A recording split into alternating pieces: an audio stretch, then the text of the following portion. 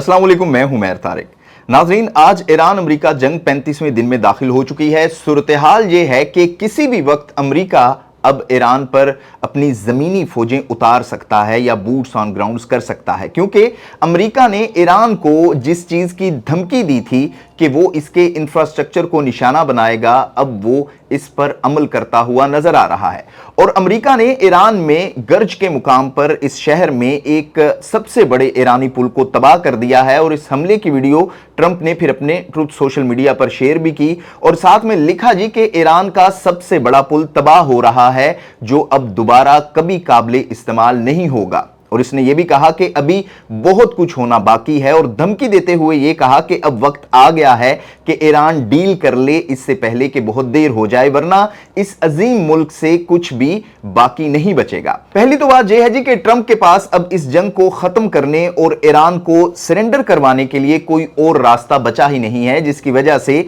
अब वो इसके सिविलियन इंफ्रास्ट्रक्चर को तबाह कर रहा है। और ये वही अमेरिका है जी जो सारी दुनिया को इंसानी हकूक और इखलाकियात का आज तक दर्स देता आया है और खुद अब वो जंगी कवानीन की खिलाफ वर्जियां कर रहा है। और ये वही ट्रंप है खास तौर पर जो आज से एक माह पहले ये कह रहा था कि ईरान की अवाम को खामनाई हुकूमत से आज़ादी दिलवाएंगे ताकि वो अपनी आज़ादी और बेहतरीन लाइफस्टाइल में जी सकें। तो ये पुल जिसको तबाह किया गया है, ये खामनाई ने अपने लिए नहीं बनवाया था। 600 स्कूल जिन पर हमले किए गए, अस्पताल, मेडिकल रिसर्च सेंटर्स, यूनिवर्सिटीज और शहरी आबादियों पर जहां पर अमेरिका की जानिब से, इसराइल की जानिब से बम गिराए जा रहे हैं, ये लोग दहशतगर्द नहीं थे। और जिन 160 बच्चियों को शहीद किया गया, इनसे अमेरिका और इसराइल के मुस्तकबिल को क्या खतरा था। तो ये अमेरिका का एक पुराना और सबसे बड़ा हथियार है। जिस तरह से वो वियतनाम, अफगानिस्तान या इराक में करता आया है, वो जेनोसाइड करता है, वहां पर जाकर बस्तियां उजाड़ता है। अब क्योंकि सिर्फ एक माह की जंग में ही इसकी फतह जो है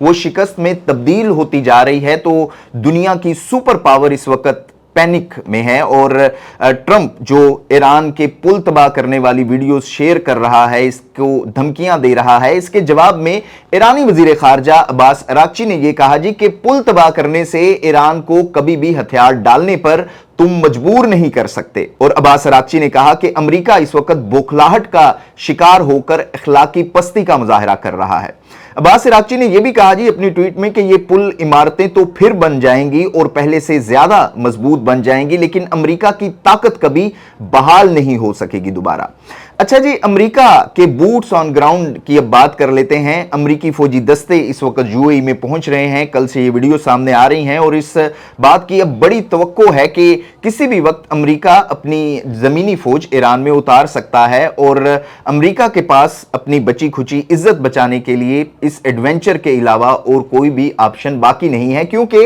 ईरान के खिलाफ अमेरिका की हर जारहियत, हर प्लान जो है वो अभी तक नाकाम हो चुका है। और जिस तरह से ईरान मुजाहमत कर रहा है, वो रोज इसराइल को निशाना बना रहा है, अरब ममालिक में अमरीकी बेसिस को निशाना बना रहा है। अब नाए हुर्मुज़ पर भी अभी तक ईरान का मुकम्मल कंट्रोल है। और सबसे बड़ी और अहम बात कि हुर्मुज़ के कंट्रोल के लिए अमेरिका ने अभी तक ईरान को चैलेंज भी नहीं किया, जिससे साफ जाहिर है कि अमेरिका इस पोजीशन में अभी बिल्कुल नहीं है। दूसरा एंगल इस जंग में यह भी है कि ट्रंप जो ताखीरी हरबे इस्तेमाल कर रहा है, हो सकता है कि वो हुर्मुज़ और तेल की शॉर्टेज पर पूरी दुनिया को ब्लैकमेल करे, यानी कि जिसमें इसकी पहली कोशिश ये थी कि वो नेटो इत्तेहादी और यूरोपीय ममालिक के साथ मिलकर अब नाए हुर्मुज़ को खुलवा ले। जब उन्होंने इनकार नहीं किया तो अब तेल की खरीदारी के लिए, क्योंकि वो अब अमेरिका के मुहताज हैं, क्योंकि अमेरिका के पास तेल की कोई कमी नहीं है,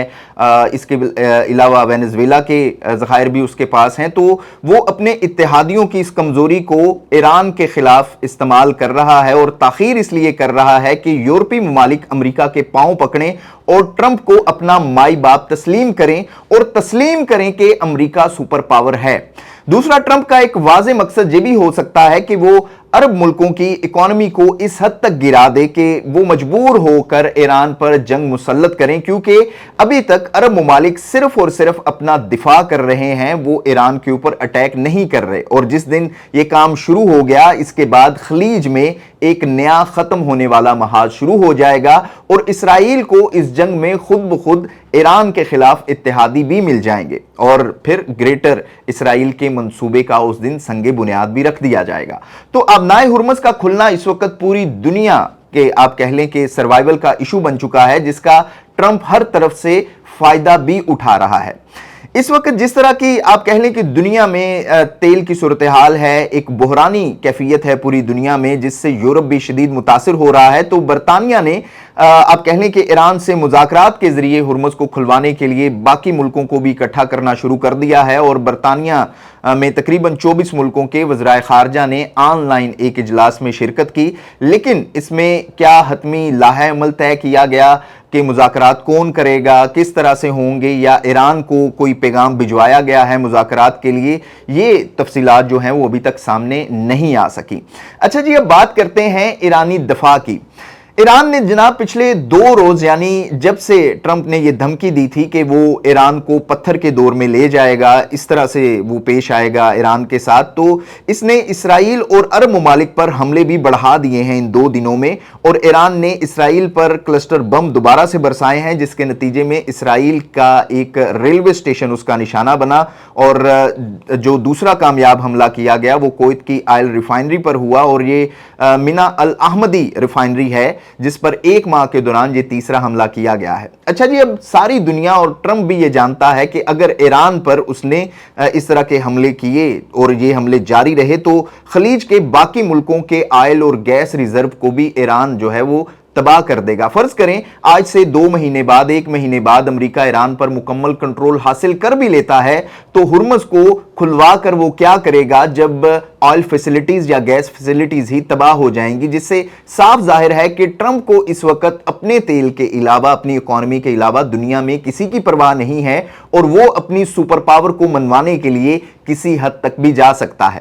اچھا جی، اس جنگ کے دوران امریکہ سے بڑی خبر یہ آئی ہے کہ امریکی آرمی چیف جنرل رینڈی جارج کو عہدے سے ہٹا دیا گیا ہے، اور یہ بھی خبریں آ رہی ہیں کہ یہ حکم وزیر جنگ پیٹ ہیگزت کی جانب سے دیا گیا ہے، جو کہ خود ایک جینوسائیڈل ہیں اور صلیبی جنگوں سے یہ بہت متاثر ہیں، یہ ٹیٹوز وغیرہ بھی بنوا رکھے ہیں، اور بہت سے امریکی تجزیہ کار اس جنگ میں ٹرمپ کے ساتھ ساتھ پیٹ ہیگزت کو بھی بڑا قصوروار مانتے ہیں۔ خاص بات یہ ہے جی کہ جس آرمی چیف کو ہٹایا گیا ہے پیٹ ہیگزت کی جانب سے، اس کی سروس ابھی 1 سال رہتی تھی اور اس سے ارلی ریٹائرمنٹ لی گئی ہے، اور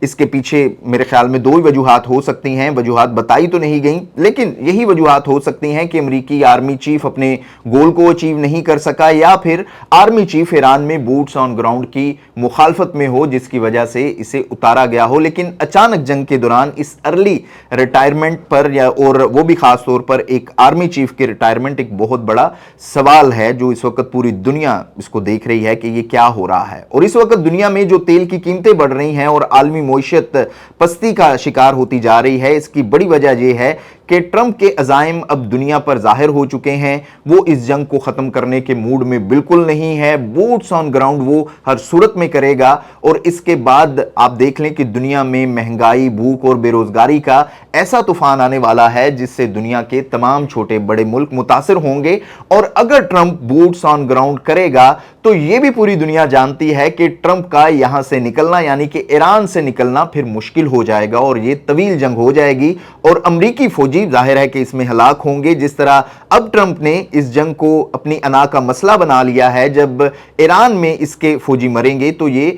ٹرمپ پھر امریکہ کی بقا کی جنگ بنا کر اسے اپنی عوام کے سامنے پیش کرے گا۔ تو امید بھی یہی ہے، دعا بھی یہی ہے کہ یہ جنگ جو ہے وہ جلد از جلد ختم ہو جائے، کیونکہ پاکستان میں بھی اب پیٹرول جو ہے وہ 460 روپے فی لیٹر تک پہنچ چکا ہے، جس سے مہنگائی کا آپ کہہ لیں کہ ایک بہت بڑا طوفان آنے والا ہے پاکستان میں، اور پاکستان جو پہلے ہی بڑی پاکستانی خاص طور پر وہ جو بڑی مشکل سے اپنی 2 وقت کی روٹی پوری کرنے کی تک و دو میں زندگی گزار رہے ہیں، ان کے لیے سروائیو کرنا بڑا مشکل ہو جائے گا، اور انڈسٹریز کے اوپر بھی ایک بحران آئے گا۔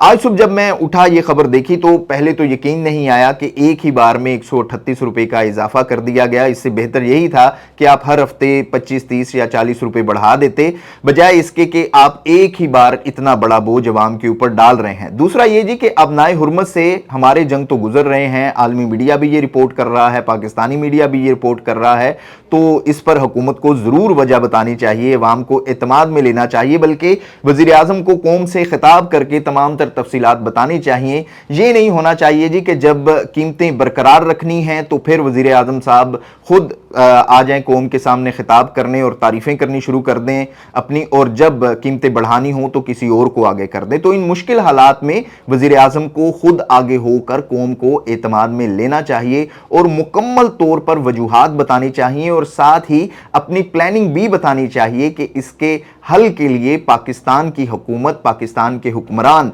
क्या इकदामात कर रहे हैं, और आने वाले मुस्तकबिल के दिनों के हवाले से भी कौम को जरूर आगाह करना चाहिए कि आगे इसमें मजीद क्या हो सकता है, ताकि कौम जो है वो अपनी प्लानिंग उस हवाले से करके रखे या जहनी तौर पर वो तैयार रहे। आप इस हवाले से क्या राय रखते हैं कमेंट बॉक्स में जरूर बताइएगा। देखते रहिएगा न्यूज़ अलर्ट।